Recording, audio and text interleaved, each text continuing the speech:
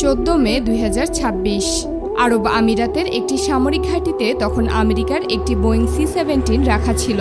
সেই সঙ্গে সেখানে আরও কয়েকটি আধুনিক ফাইটার জেটও রাখা ছিল। সবকিছু স্বাভাবিকভাবেই চলছিল, কিন্তু হঠাৎ করেই পরিস্থিতি বদলে যায়। ঘাঁটির ভেতরে থাকা এক পাইলটের কাছে জরুরি ফোন আসে। তাকে জানানো হয় মাত্র 3 মিনিটের মধ্যে C-17 কার্গো বিমানটি সরিয়ে নিতে হবে। এত বড় একটা কার্গো বিমান এত কম সময়ে রেডি করে আকাশে তোলা সহজ কাজ নয়। কিন্তু এবার পরিস্থিতি ছিল ভিন্ন। আমিরাতের রাডার কন্ট্রোল রুম থেকে জানানো হয় উত্তর দিকের আকাশে কয়েকটি অজানা ড্রোন দেখা গেছে। সেগুলো দ্রুত ঘাঁটির দিকে এগিয়ে আসছিল। প্রথমে বলা হয়েছিল হয়তো 2টি ড্রোন, কিন্তু পরে রাডারে আরও কয়েকটি ড্রোন দেখা যায়। তখন পুরো ঘাঁটি ব্যস্ত হয়ে ওঠে। পাইলট কোনো প্রশ্ন করার সুযোগ পাননি।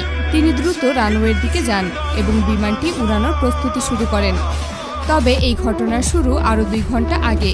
ইরানের চাবাহার এয়ারবেসের রাডার কন্ট্রোল রুমে তখন অদ্ভুত কিছু ধরা পড়ে। তারা দেখতে পায় 2টি বড় যুদ্ধজাহাজ তাদের সামরিক সীমার কাছাকাছি অবস্থান নিচ্ছে।